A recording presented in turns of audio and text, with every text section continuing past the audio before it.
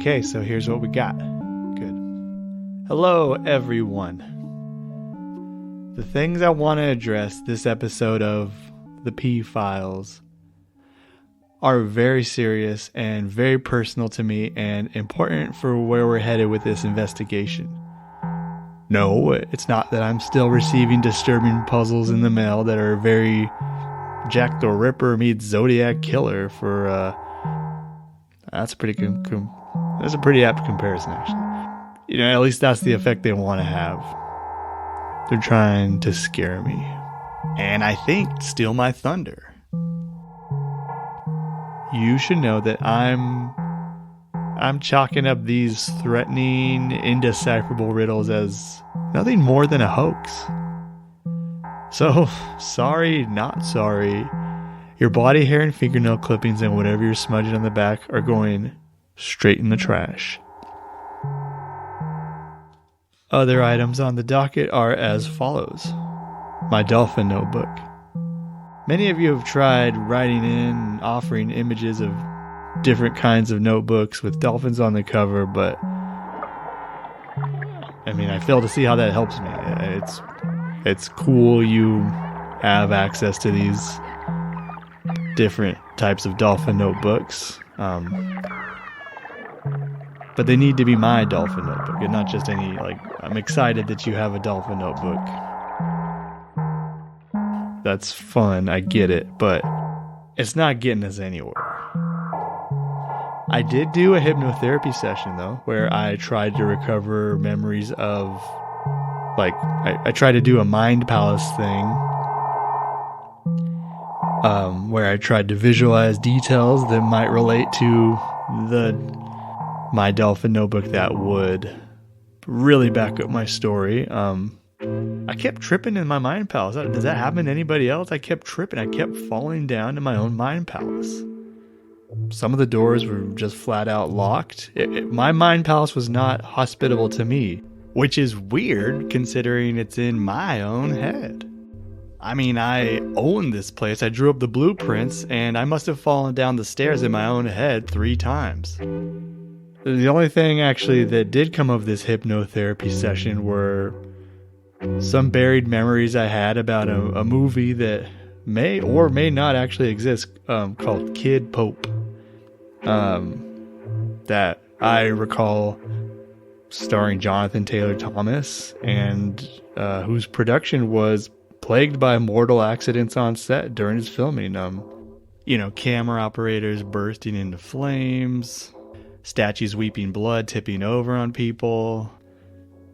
I tried looking it up. No VHS copies exist, but I could swear Kid Pope is a movie. And if you remember the same, please reach out, because that too is a mystery to me now. The P-Files.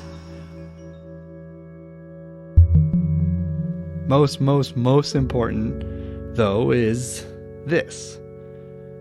The perplexing and, hell, I'll bite, gang, intriguing ending of our last chapter. Specifically what I'm dubbing Fiona Caruso tapes, that seem to imply that, well, there are some damn scary noises and some inexplicable disturbances on that recording that seem to, at the very least, rattle our star witness, the illustrious and elusive Fiona Caruso. Whatever they were scared her into buttoning her lip, it sounded like earlier than she'd prefer. And, well, some of you said it was proof of a monster or an entity or, some other kind of sensational occurrence that you hear on other kinds of shows. But look, I'm not going to tell you how to live your life, but I'd advise you to think of these recordings as kind of unconfirmed evidence, right?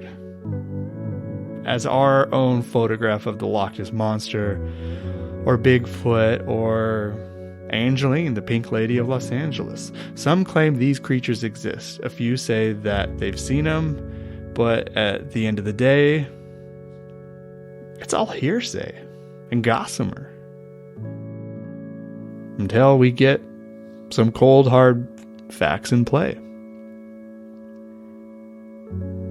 Were occult shenanigans somehow behind Pattersby's disappearance, as the Caruso tapes suggest? Dunno. Am I gonna possibly paint myself into a corner or burn a career bridge by pointing the finger at these so-called children of the thrill so early on here? Stand up in the middle of my heretofore tightly run investigation like a, I don't know, count in a closed room mystery and proclaim j'accuse to a bunch of fellow authors who could one day be my colleagues? Like, I'm not saying the upsetting implications made by Miss Caruso weren't plausible. I'm just saying I'm not champing at the bit to go around accusing a group I still know very little about. And then down the road having to do a full episode where I possibly backtrack and mess with the pacing of everything. I'm not gonna j'accuse. I know on a personal level, I still plan to sit with what I've heard. I'm still processing what I think it all means. Like a good mind hunter. I'm not going to jump the gun or latch on too quick to the salacious angle just because it makes for a juicy tale. I mean, hey, do you, gang, but that's not how I'm running my show. And that's not how I think any of the good detectives of yore would do it either. Your Miss Marples, your Jessica Fletchers, your Crockett Andor Tubbses, your McGruff the Crime Dogs. That's not my style. Now for the bad news. I didn't want to have to bring this up, but I take great umbrage with some of you talking smack on me and SHIT talking, being slanderous, all like, oh, he's deluded, he's lying to us. Boy, is he gonna get his. If he thought those weird noises were upsetting... Oh, this is someone else saying this, by the way. If he thought those weird noises were upsetting, he better buckle his ass up because that's... A place beyond. A place before. A hero steps beyond the door. His misdeeds kicked off a curse related to some kind of ancient sect of storytelling enthusiast. To spy a castle choked in thorn, where dragon's breath brings cause to mourn. Venture not, for riches sworn, nor sorrow's mark of wretched scorn.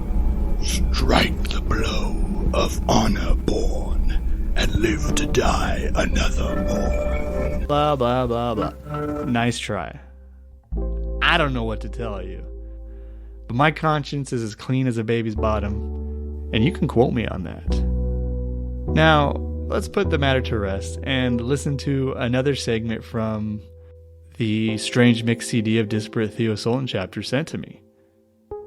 Take it away, Teri Delongpre.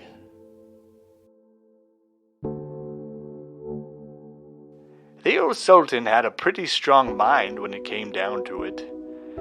He didn't believe in anything beyond the here and now. But what he'd seen as of late had strained the fibers of the ropes that held up the mental bridge, suspending his disbelief. The very limits of his imagination were being redrawn. Could it be? Had it become true that the dastardly Professor Mephisto had actually discovered a way to shrink kidnapped immigrants and sell them to the highest bidder, thus reducing transportation costs? A henchman's neck hole gurgled at his boots. Sultan was proud to have caved in the henchman's head from both sides with pink and green bowling balls. And still, Theo could not fathom what the professor's schemes implied. This could not be true. Was shrinking real? If that were true, what else was?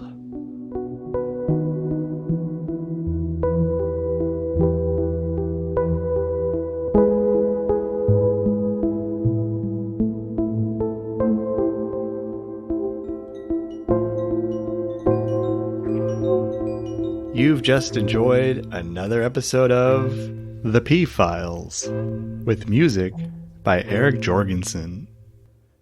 And we'd like to thank our Patreons.